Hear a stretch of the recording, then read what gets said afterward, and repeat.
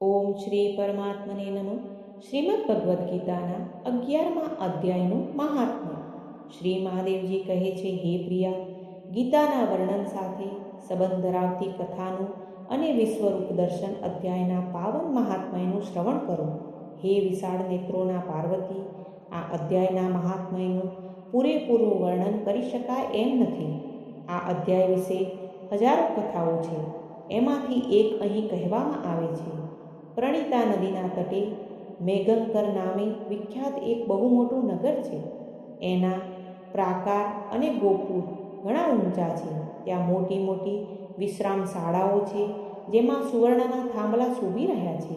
એ નગરમાં શ્રીમાન, સુખી, શાંત, સદાચારી તથા જીતેન્દ્રિય મનુષ્યનો નિવાસ છે. ત્યાં હાથમાં સાર્ક નામનું ધનુષ્ય ધારણ કરનાર જગદીશ્વર ભગવાન વિષ્ણુ બિરાજમાન છે. એ પરબ્રહ્મના સાકાર સ્વરૂપ છે. સંસારના નેત્રોને જીવન પ્રદાન કરનારા છે. એમનું ગૌરવપૂર્ણ શ્રી વિગ્રહ ભગવતી લક્ષ્મીના નેત્રકમળ દ્વારા પૂજિત થાય છે. ભગવાનની એ ઝાંખી વામન અવતારની છે. મેઘ જેવો એમનો શ્યામ વર્ણ તથા કોમળ આકાર છે. વૃક્ષ સ્થળ પર શ્રીવત્સનું ચિહ્ન શોભી રહ્યું છે. એ કમળ અને વનમાળાથી વિભૂષિત છે. અનેક પ્રકારના આભૂષણોથી સુશોભિત થઈને ભગવાન વામન રત્નભંડાર સમુદ્ર જેવા જણાય છે.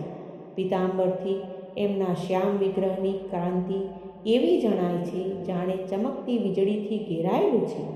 પીતાંબરથી એમના શ્યામ વિગ્રહની કાંતિ એવી જણાય છે, જાણે ચમકતી વીજળીથી ઘેરાયેલું સ્નિગ્ધ વાદળું શોભી રહ્યું હોય. એ ભગવાન વામનના દર્શન કરીને જીવ જન્મ અને સંસારના બંધનમાંથી છૂટી જાય છે. એ નગરમાં મેખલા નામનું મોટું તીર્થ છે, જેમાં સ્નાન કરીને મનુષ્ય શાશ્વત વૈકુંઠ ધામને પામે છે. ત્યાં જગતના સ્વામી કરુણાસાગર ભગવાન નરસિંહના દર્શન કરવાથી મનુષ્ય 7 જન્મોના કરેલા ઘોર પાપમાંથી છુટકારો પામી જાય છે. જે મનુષ્ય મેખલામાં ગણેશજીના દર્શન કરે છે, એ સદા દુસ્તર વિઘ્નોની પાર થઈ જાય છે. એ જ મેઘંકર નગરમાં કોઈ શ્રેષ્ઠ બ્રાહ્મણ હતા, જે બ્રહ્મચર્ય પરાયણ, મમતા અને અહંકાર વિનાના, વેદશાસ્ત્રોમાં પ્રવીણ, જીતેન્દ્રિય તથા ભગવાન વાસુદેવના શરણાગત હતા. એમનું નામ સુનંદ હતું. હે પ્રિયા, એ સાંડ ધનુષ્ય ધારણ કરનારા ભગવાન પાસે ગીતાના 11મા અધ્યાય વિશ્વરૂપ દર્શન યોગનો પાઠ કર્યા કરતા હતા. એ અધ્યાયના પ્રભાવથી એમને બ્રહ્મજ્ઞાનની પ્રાપ્તિ થઈ ગઈ હતી. પરમાનંદ સંદોથી સભર એવી ઉત્તમ જ્ઞાનમયી સમાધિ દ્વારા ઇન્દ્રિયો અંતર્મુખ થઈને જવાને કારણે એ નિશ્ચળ સ્થિતિને પામી ચૂક્યા હતા અને સદા જીવન મુક્ત યોગીની સ્થિતિમાં રહેતા હતા. એક સમયે જ્યારે બૃહસ્પતિ સિંહ રાશિમાં ભ્રમણ કરી રહ્યા હતા, ત્યારે મહાયોગી સુનંદે ગોદાવરી તીર્થની યાત્રા આરંભી. એ ક્રમશઃ વિરંજ તીર્થ, તારા તીર્થ, કપિલાસંગમ, અષ્ટતીર્થ, કપિલાદ્વાર, નૃષિવન, અંબિકાપુરી તથા કરસ્થાનપુર વગેરે ક્ષેત્રોમાં સ્નાન અને દર્શન કરતાં કરતાં વિવાહ મંડપ નામના નગરમાં આવ્યા.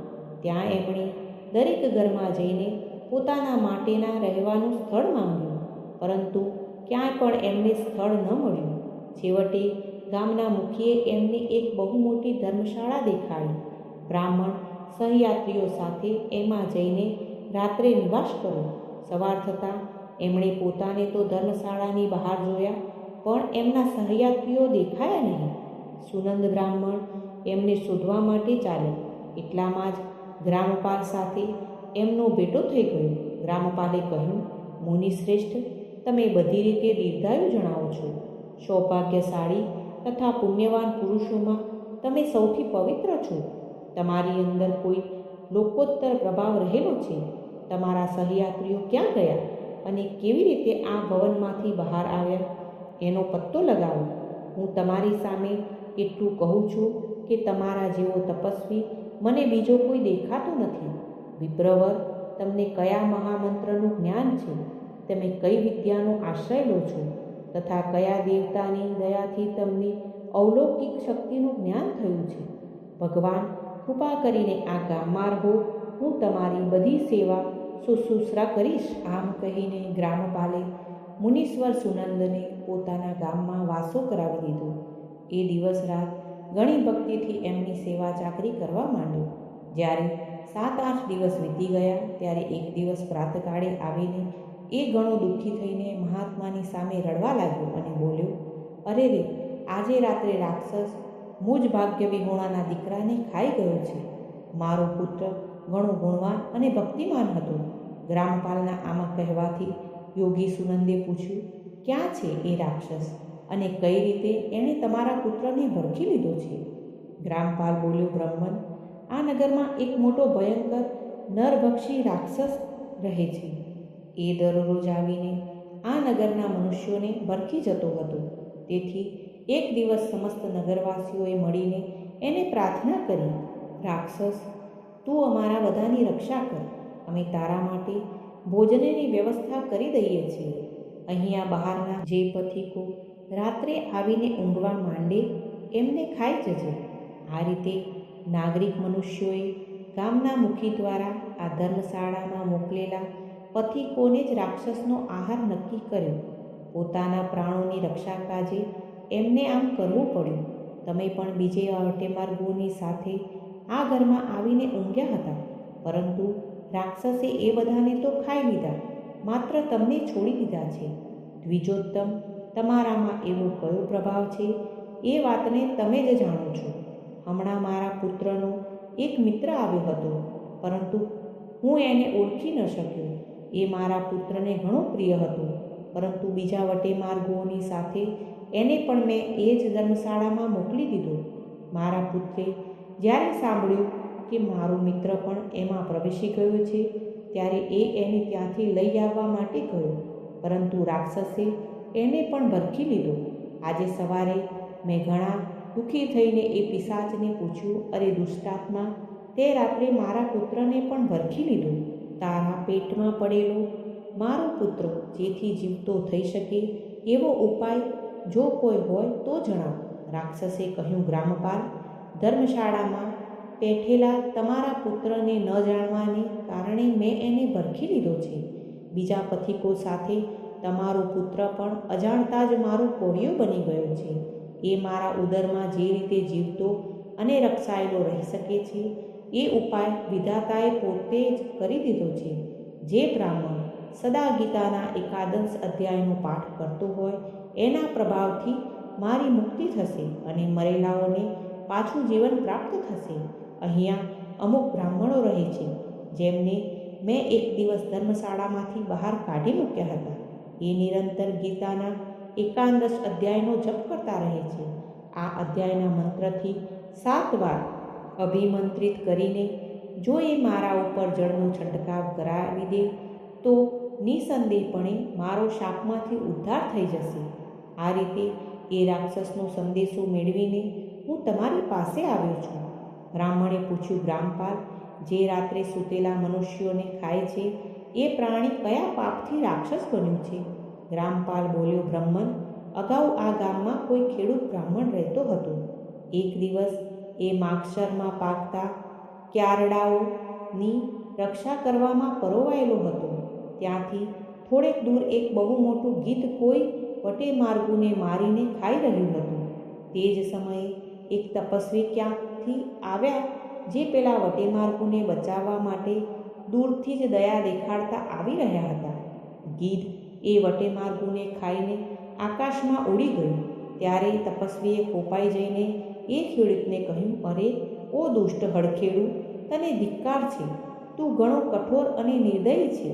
બીજાની રક્ષાથી મોઢું ફેરવીને માત્ર પેટ ભરવામાં ધંધામાં લાગ્યો છે. તારું જીવન નષ્ટપ્રાય છે. અરે ઓ જે ચોર ગર્જના કરતા જીવ, સર્પ, શત્રુ, અગ્નિ, વિષ, જળ, ગીધ, રાક્ષસ, ભૂત અને વેતાળ વગેરે દ્વારા ઘાયલ થયેલા મનુષ્યોની શક્તિ હોવા છતાં પણ ઉપેક્ષા કરે છે, એ એમના વધનું ફળ પામે છે.